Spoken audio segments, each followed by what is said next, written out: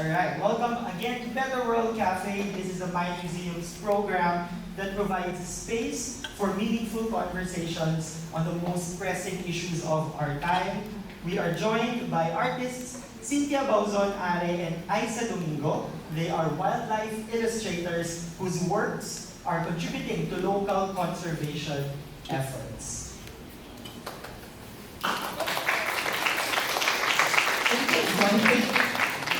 Start with the first question. Okay, so first question is, when did you first learn you have the hand for drawing and illustration, and why did you decide to pursue this career of illustrating flora and fauna? Kahit sino po pwede mauna. Ako muna? Sige. Okay. Ako, since I was a kid, nag-drawing na talaga ako. So, and then, I didn't know na may hand ako for it. Parang I wasn't sure. Parang, di ba, as a kid, you would keep drawing, ganyan. And then, napansin na lang ng parents ko na parang, mahiling mag-drawing si Cynthia. So, they gave me a lot of art materials. And then, since then, and then, when mga tita-tita, di ba, sinasabi na, may talent siya. So I think, baka from there, nagkahilig talaga ako kasi na-encourage. And then, yun. So yung answer is when I was mga 4 to 5 years old. So almost the same as hers.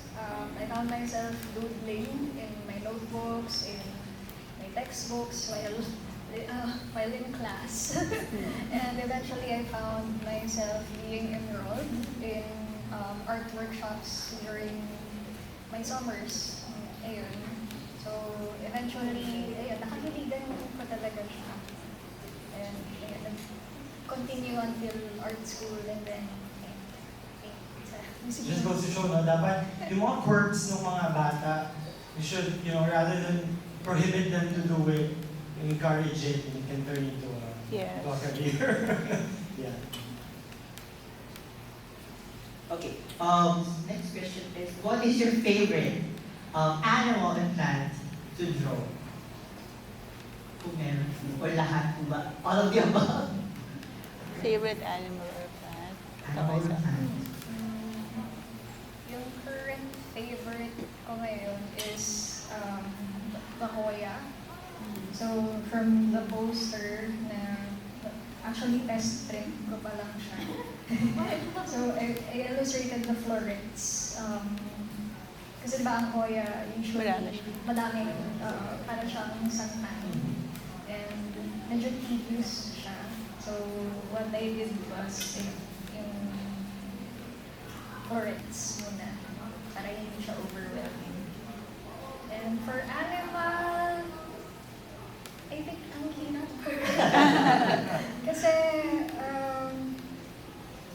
lahat sila, they are unique in their own way. Pero for now, the current favorite ko are frogs. Kasi it's a challenge making the textures. Yeah, yung kung medyo smooth ba yung surface ng nila, or medyo bumpy ba. So how you translate it into painting, yun yung na-challenge ako. And yun, pag na-challenge ako, na-enjoy ako. So hindi po kayo takot sa Okay. Ayun. Ako naman, ang favorite flower ko to draw is the banaba. I'm sure you've seen it. Kung sina-follow niyo sa Instagram, puro banaba. Mostly, parang every time I'm asked to design something, I always insert a banaba in theirs. Kasi I love the color purple. And I love the petals kasi para siyang paper, para siyang crepe paper, di ba? May crinkly, ganun. So siya talaga favorite flower to draw ko. As for animal, I like drawing birds.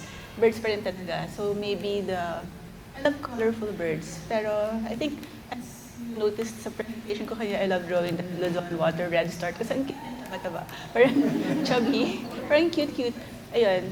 Pero, I mean, they're not as accurate as Aissa's kasi hindi naman ako, I'm not trained scientifically. Pero I think, kaya ko sa draw na, na medyo somewhat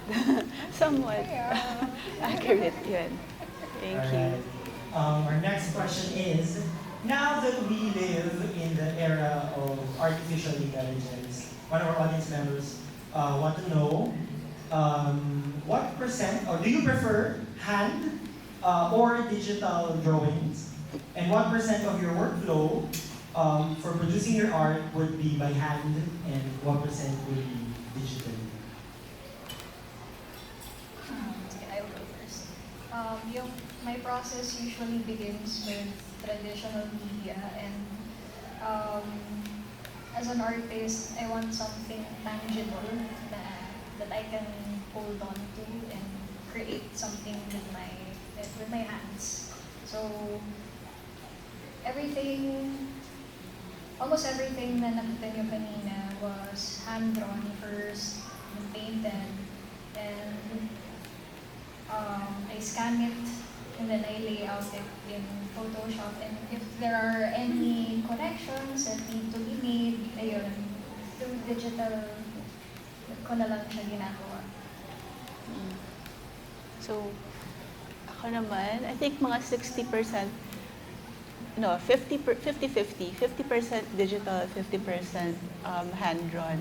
So, it depends on the requirement. So, parang gine-gauge ko rin, parang if the requirement is medyo time, yung time, yung deadline, typing deadline, I'll have to do it digitally.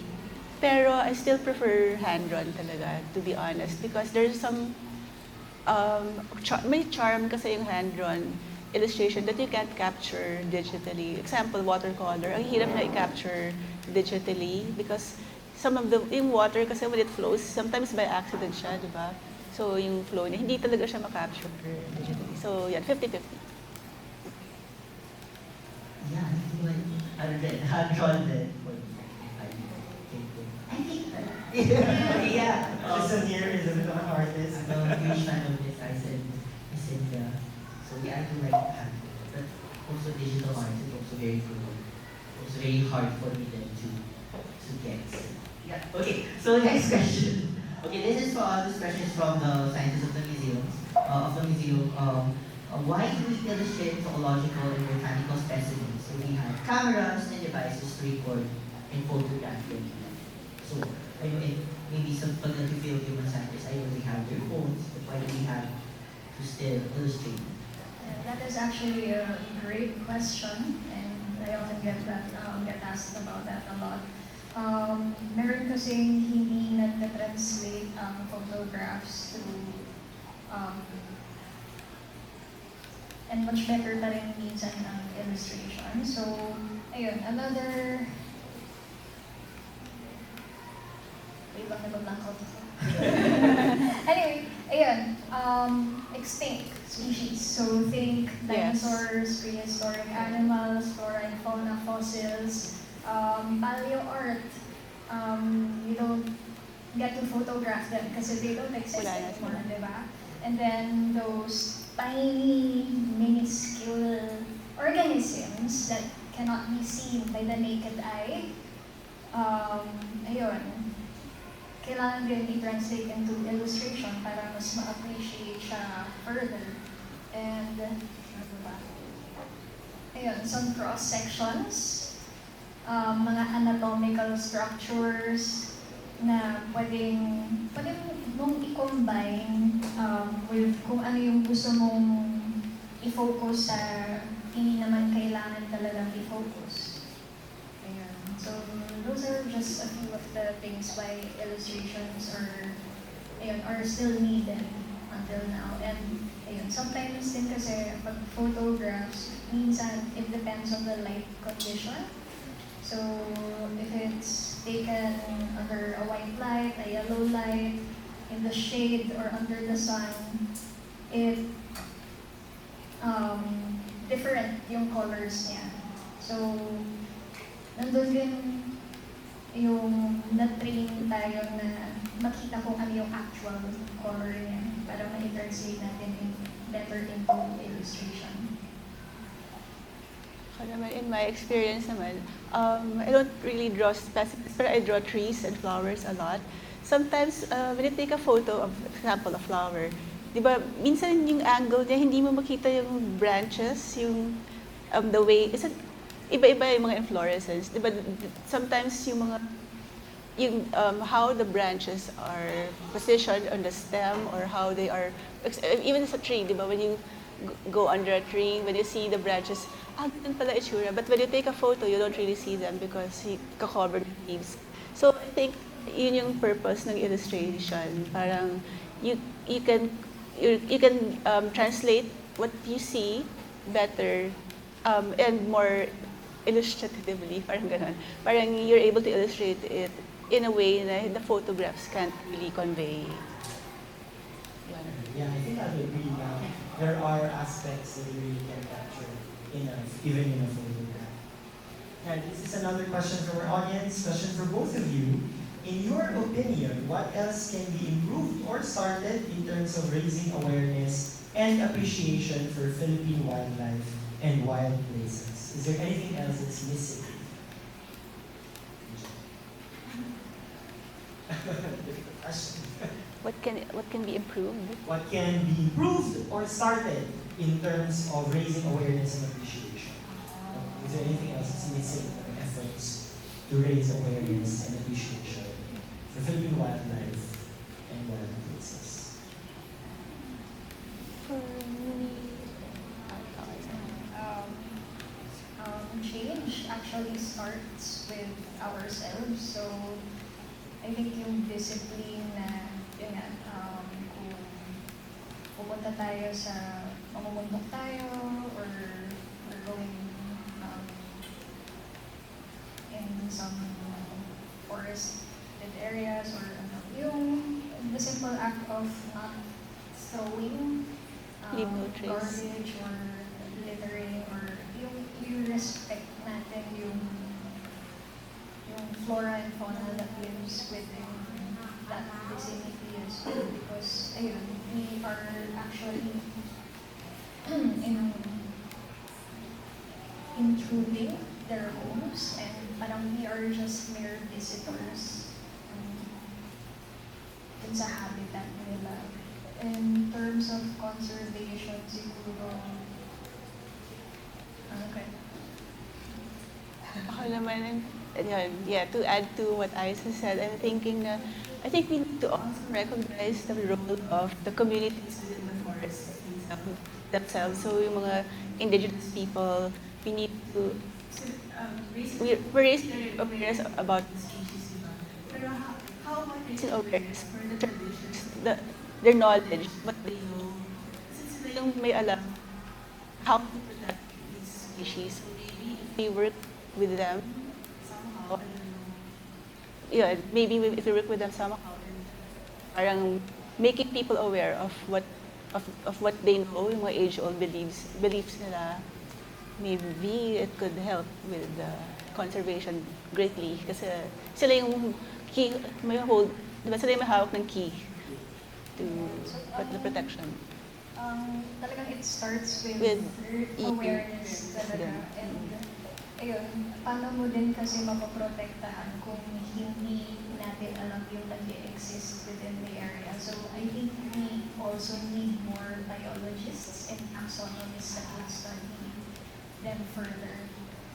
Yes. Kasi as we all know, the Philippines is very rich in flora and fauna. And ayun, ang dami pa rin mga foreigners dito sa atin na ayun, makikita nila na mayaman tayo pagdating doon. Pero ayun, minsan sila pa yung nauunang pag-aral. So True. sana mas marami pang local wildlife biologists. Here, here. I don't know what that says. Okay. What I agree with what you said, that we're also working with the indigenous people is also a very good point because sila yung dati na to, mas alam nila how to Take care. connect, I guess, with the nation. Okay. Next question from one of our audiences is, what do you think is the most pressing issue of biodiversity that artists can help address? Yung preservation. Actually, nabalitaan ko is konti lang talaga yung natural gumagawa ng natural science, art, arts. There are very few for studying yung talagang botanical illustration, the way they're doing it in the National Museum. So maybe if more courses could be open for it, like abroad, di ba they have like some Yeah, mga botanical illustration talaga, and yun ang ulat nangyayari dito. Parang yung talagang concentrates sa natural science illustration. Yeah, that's why continuous pa din yung Virgin Art with Science program natin kasi I tried looking for courses in the Philippines, but most of the opportunities are outside the country. So it's I think this next question is for Ms. Aissa. An audience member want to know, taxidermy, what filler do you use to cover, medyo technical yung question. What filler do you use to cover gaps and seams at the leather? Okay. Yung nakita natin kanina, the white gooey stuff was rubber mold. So it gets into the crevices talaga to capture the details, and apart from the rubber mold, it's supported with plaster of Paris with fiberglass resin. Ayan. So those are the materials. Yung filler is actually polyurethane foam supported with fiberglass resin. Alright. Just a follow-up question on that. Since we're on the topic of taxidermy, Tristan and I are really curious. Can you talk a little bit more about the process of taxidermy? How do you acquire a specimen? How do you maintain it? Are there ethical considerations when you do taxidermy of a dead animal? So the National Museum is covered by an RA wherein we are allowed or permitted to collect specimens. Medyo mahabang procedure siya, pero syempre we also collaborate with DNR and the local LGUs within the area. And syempre, we don't take it all, kumbaga. So parang may representative lang. Ayun, some of them are just donated, and ayun, so pagdating sa process mismo, you have to learn about the anatomy of the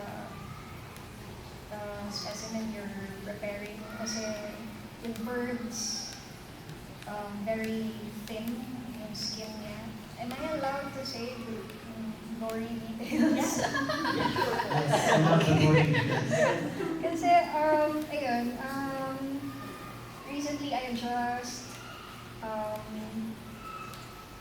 processed a bee eater, and yung process niya kasi, it's more like you cut them in the middle, so you need to have a very steady hand, and syempre, magaan dapat yung kamay. And it's like taking off its clothing, kumbaga, you turn it inside out, and then and then you cut some parts, syempre to take out the carcass. The carcass kasi, it will eventually rot. So, it's not, yun, talagang tinitake out siya. And it is replaced with a substitute na pwede siyang foam, yung iba, they use cotton for study skin. So, ayun. So parang, when you replace it, parang very much like the process of making a sculpture. You have to have the armatures or parang base and support for the wings, for the feet, for the head, and ayun. So you take it, you take everything back again inside and sew it up, and ayun. the drying, it takes place, siguro mga a month or more than, Tagal. yeah. Yung medyo tedious kasi yung process. So, ayun. So, it Sarap takes, mag-fried chicken. yeah, corned beef. Corned beef talaga. Yung texture. Ayun. So, ayun, kailangan ma-make sure, ayun, ma-monitor mo din kung nagda-dry siya ng maayos, kung may vermicides, gano'n. So, ayun, kung may molds pa, gano'n. So, yung parang proper pest management din. Ayun. Medyo tedious, yes. Tedious nga. Char! Joke lang. Okay. We know that you work with rock bands for about it, like you did cover of their albums. So what is what is it like to collaborate with big bands? Hindi connected. Nilunod na namin yung menu. Wow! Meron pa bang gano'n? Yeah, we check the website. Ay, wala dyan. Alin, yung bands. What is it like working with big bands? Brands. Okay, luckily for yung sa Uniqlo, they were very, parang ang bilis ng, ang tawag doon? Ang bilis ng process, ang bilis ng, approval process. So, it was naman, madali lang din, I guess. Pero ito, sige, corporate. Pag corporate kasi, ang account, for example, if you work with a corporate brand, medyo may guidelines na yan eh. Kasi they also have to take care of their image. So, I think, mas may freedom when you're working with independent or small brands. So, parehong may benefit. Kasi with big brands, I guess you are able to gain more exposure as an artist. Pero kung sa small independent brands, parang mas na-express mo yung creativity mo and freedom. So, yeah. Pwede mag-follow-up question. How about yung OPM bands? OPM bands pala. Okay. Oo, yung tinitingnan din namin the other day, OPM bands. Yung eraser heads, yun ba? No, kasi back in the 90s, so lumalabas yung age ko dito. So, back in the late 90s, I was working with the eraser heads because they were my schoolmates in UP. So, doon talaga nag-start yung career ko outside of my job. Kasi I was working in advertising. And yung time na yun, may mga compact disc pa. Alam niyo ba yun? CDs, compact disc. So, I was designing the kasi mga album sleeves, yung mga, I don't know if you're familiar with it, yung cassette tapes. So yun yung work ko noon. I was working in advertising, pero on the side, hindi na natutulog. Freelance work ko was designing covers for my friends na rock bands like the Eraserheads and yun, mga Itchyworms, ganyan. So, I don't know how it led to me drawing flora and fauna, pero I think yung connection doon is Philippine heritage. Kasi di ba, they're all Filipino music naman sila. It's also part of our heritage. And then yun din yung Philippine flora and fauna. So, yun.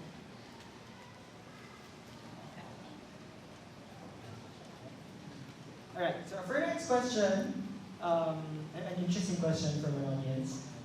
Accuracy and detail in art reduces the chance for artists to personalize their work. How do you put your soul into your art? And a similar related question, how important is realism in drawing style for promoting conservation? So I guess it's how do you balance artistic, creative direction versus the accuracy of a specimen's look. Yes. I think creativity and accuracy goes hand in hand. Pero for the work that I do, I have to set aside my feelings. Siyempre, if I get feedback na you have to repeat this, gano'n, siyempre doon tayo sa main objective yung collaborator natin. So, syempre, kailangan natin i-translate yun para maintindihan lalo or makita physically. Kasi yun yung ano natin eh, doon naka-rely yung work natin, doon sa physical aspects ng organism or ng creature. So, parang plus points na lang if you get to get creative with it, gano'n. Pero mostly, ayun, yung pinakita ko kanina, they're for scientific journal, so very minimal lang yung yung parang artistic license, kumbaga, na kailangan nila. Kasi everything has to be Precise. yeah, precise and I think accurate. the question will be more interesting for Cynthia. Since I don't really do scientific illustration, pero I still try to maintain, so I think mas may freedom ng konti kay Aissa in terms of expressing my feelings dun sa drawings ko. Kasi since hindi ko kailangan bilangin all the veins, all the hairs, ganun. So but I still consult the foresters and botanists na naka-contacts ko, especially sa Forest Foundation Philippines. I have forester friends over there, and then kinukonsult ko sila. So, kasi kailangan din i-maintain yung accuracy somehow, even if hindi ganun ka-precise, because there are some species that may look similar. For example, yung patalsik pula, tsaka patalsik puti, they look very, very the same when you see them. Pero, if yung trained eye will notice na, magkaiba yan eh, kasi parang yung inflorescence yata, parang isa terminal, and then something like that, yung placement ng branches. So it's really important to be detailed then somehow and be accurate then, especially if you're promoting conservation of a certain species. So pwedeng iba, like yung katmon, there's so many varieties of it, pero yung konting iba, hindi pala very own species of Next question po. This is for both of you. Top 3 advice for budding artists, especially on building connections and building for the best resources. 3 advice for budding artists, especially on building connections and building knowledge. Okay, good. Nice. You want to? Okay. Wala. Parang building connections for budding artists. Now it's so easy for you. Sabihin ko lang kasi as someone who started working during the time na hindi pa masyadong developed yung internet. I feel like today it's so easy to make connections because you just post your work online and then you tag brands or I see this often. I see young artists posting their work and then tagging kunwari Nike or whatever brand that they want to work with. So, and then they discover din sila because of it. So, ang galing. So, I think you have a really good opportunity to be able to find work, especially utilizing the technology that we have today. And yun din, just keep doing what you want to do, keep drawing what you love to do. It doesn't have to be flora and fauna. Maybe you want to draw the food that you ate. Tapos, and from there, you want to build an advocacy around it. So siguro you want to, diba, yung mga local or native ingredients, ganyan, something. So parang baka, yung advice ko, utilize what you have. It's so easy now because of the technology that we have. Yeah, I have to agree with Ms. Cynthia kasi, ayun, ang laki ng nagagawa ng Instagram, ng website, ng social media. Just have the courage to get your work out there and don't second guess yourself. Yun yung pinaka-important kasi usually sarili mo yung kalaban mo. And ayun, in building connections, I'm lucky enough to work with researchers and scientists in the museum. So,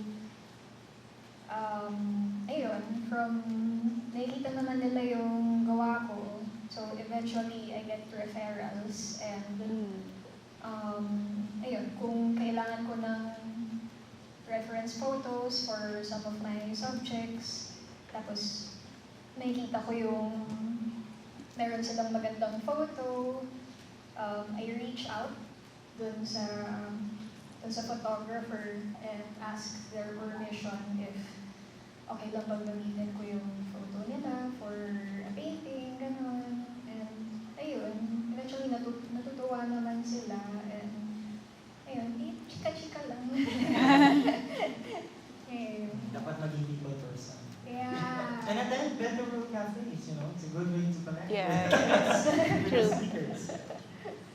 Follow-up question. Okay, what can you say about the usual trope that you cannot make a career out of being an artist? Yung sinasabi na walang pera sa art. Is it true? Is it not true? Or what can you say about people who are discouraged by this?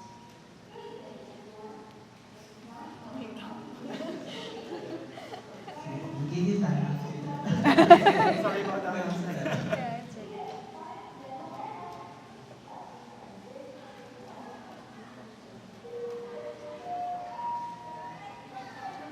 Parang pause for ages. Kaya like 3 o'clock prayer na dapat, di ba? And Lampas fast na. forward.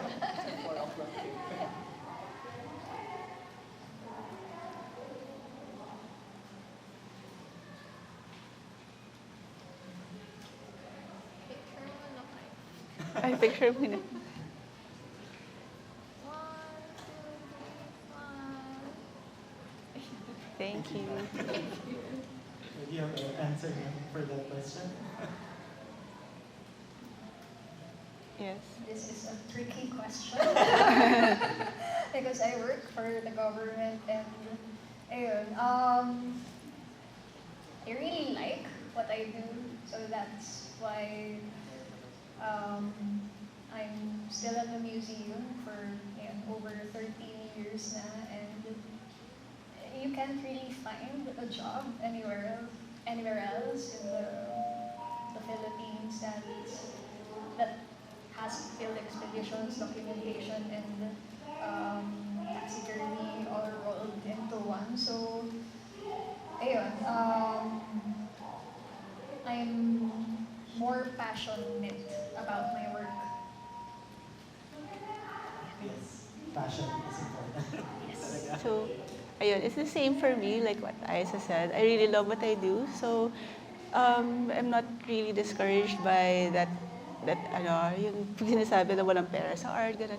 Kasi, and also, there's no excuse, like what I said earlier, because we can utilize yung technology today for that. So, let's say wala kang project for this month, and then meron kang gustong gawin, you can make your own project, and then try to use as limited funds for that at first. And then ang dami ng art markets now.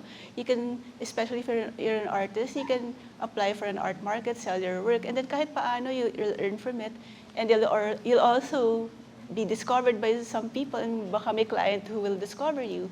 So parang feeling ko, parang you can make your own. You can find work by starting something yourself on your own. Yun. So, I think okay lang. I think it's a good time to be an artist. So ayun, love what you do and do what you love, and you'll Yeah. never have to work a day in Oo. your life. So, very enjoy talaga siya eh. So, parang depende talaga dun sa tao kung i-pursue nila. Okay, all right. One more question. A very big thank you.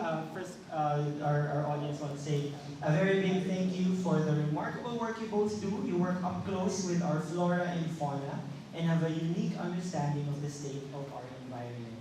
Are you optimistic about current conservation or protection efforts in the Philippines? Yes. With the social media platforms that we have, yung last workshop ko kasi involved turtle conservations, and I've been searching online kung ilan yung mga conservation groups for turtles alone. Ang dami-dami nila. So, it depends on which area you will look. ganon. So, ang ganda ng efforts din kasi nila because meron iba, they turn the poachers into the conservators as well. Ah, So, really? instead of, kasi di ba usually ang itlog ng pawikan, binibenta Mm. for food, gano'n. What they do is they buy these eggs at a much higher price para mas maingganyo lalo yung sila na alagaan lang lalo yung mga pawikan na nagne-nest sa site nila. So, ang daming possibilities talaga. Tapos, meron ding, ayun, katulad ng Biodiversity Conservation Society of the Philippines. And, ayun, ang dami din nilang projects involved. And, ang dami. So, very optimistic naman ako. Yes, I agree with Aissa. I think mas madaming efforts can also, I see a lot of youth groups forming conservation efforts then, mas, I think mas aware na rin kasi baka it's being taught in schools at an early age na. So even the children now are more conscious, are more mindful of the environment. And so when they grow up, they become passionate about this cause also. So it's very hopeful. Unlike during our time, hindi pa masyadong maraming efforts at back in the, let's say, 90s or diba. Na ngayon, compared to now, I see a lot of mga cleanups, mga ocean cleanups, gano'n, mga groups for different species. So yeah, I think it's very hopeful naman. Marami talaga. What is one concrete thing we can do, you and I, all of us, as ordinary citizens to help in protecting our native species?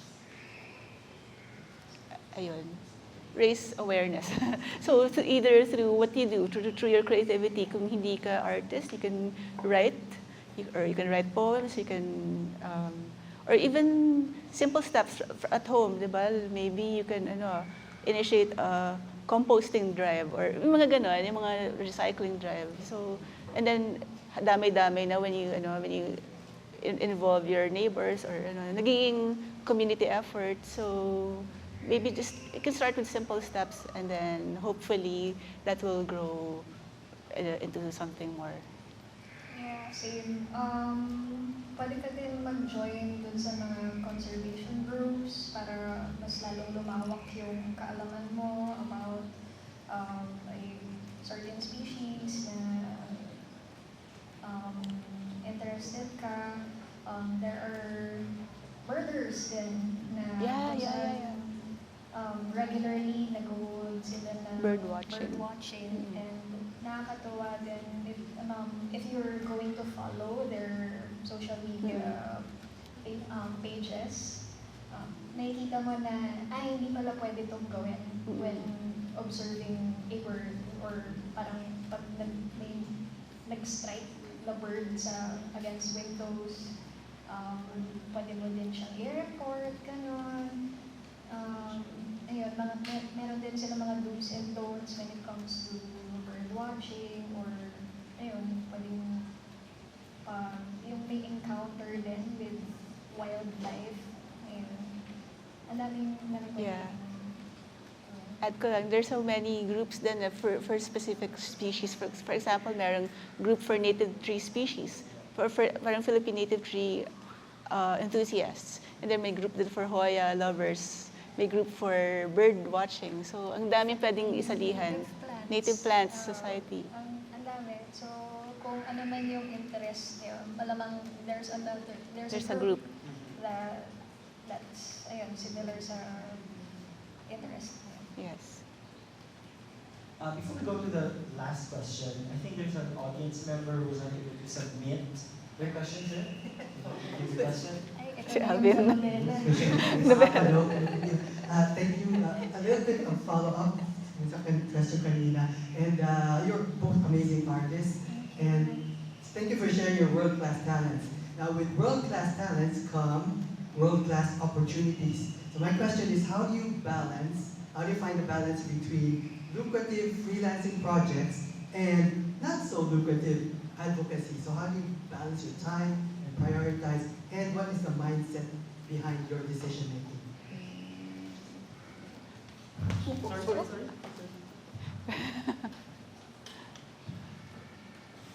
Um, yeah.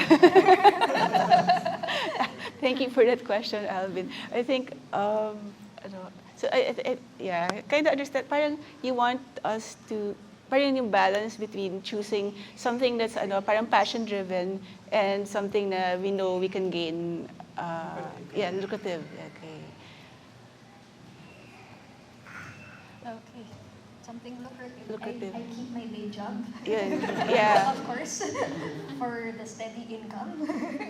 And all the other work that I do for kunyari, botanical art exhibits or any other freelancing I do in my spare time, so outside office hours. So, ayun, kailangan mo lang talagang bigyan ng oras. Lalo na kung dun ka passionate eh. So, if you're really interested in it, you give your time, and when you give your time, syempre, nakaka-practice ka, you get better with your craft, so, actually, art making is more of a skill, so the more time you put into it, the better you become, and when you put your work out there, people will see, syempre, and then, they'll notice, and, probably invite you to collaborate or something. So, opportunities. Ako naman, I think, kasi I'm freelancer, pero luckily, the clients that approach me are also open. Siguro kasi medyo nakikilala na as a flora and fauna illustrator. Sometimes when they approach me, they already have something in mind. So it's linked to the advocacy. So for example, I was approached by this Sekaya. Ano sila, parang they make, basta brand sila of health supplements. Pero they were, even they approached me, yun na kaagad yung nasa ano nila, na parang, can you draw native tree species for our packaging, ganun. So, linked na somehow. So luckily, I get to mix both yung lucrative and the advocacy. Yun. So, yeah. Okay, answers the question, sir. All right. For our last question, how does illustrating our local wildlife contribute to a better world? The cheesiest question. Siyempre, when you illustrate local, it raises public awareness, and the more people know about our local wildlife and native wildlife, the more they'll care about it, and the more they will want to protect it. Everything she said. Pareho naman ang goal. It's mostly raising Public public awareness, because you can't love something what you don't know or learn something from it. So, it goes to show na, kahit, yung mga charismatic flora and fauna, they all get the attention. Pero how about the frogs, or, the reptiles, amphibians? They also need to be protected too, kasi without them, syempre, the ecosystem will fall through, and so sana we don't only raise awareness on the beautiful flora and fauna, but also the how do you put it? Slightly not so charismatic. Yeah, slightly not so charismatic species as well. Snakes. Yeah, snakes. Gotta love them. And also, I think what Aissa is doing, documenting their presence, is also contributing to a better world. Because we get to remember them, the species. Yeah. So equality on all Yes. species. Yes. Quality among all. Our Q&A portion Yay. for this festival cafe. And that's it for Federal Café. Thank you so much to our speakers, Cynthia, Bauzon-Arre, and for joining us today and Thank giving you. us such an insightful, Thank you for having insightful, us. inspiring Thank you talk. for so much. Inviting us. It's an And thank you honor so to be much to our here. audience for attending. And thank you Hope to had a, everyone for Great, attending. insightful time being with us. Thank you, and we'll catch you in the next Better World Cafe. Thank you so much. Thank you. We have a Yes, oo nga, group photo tayo.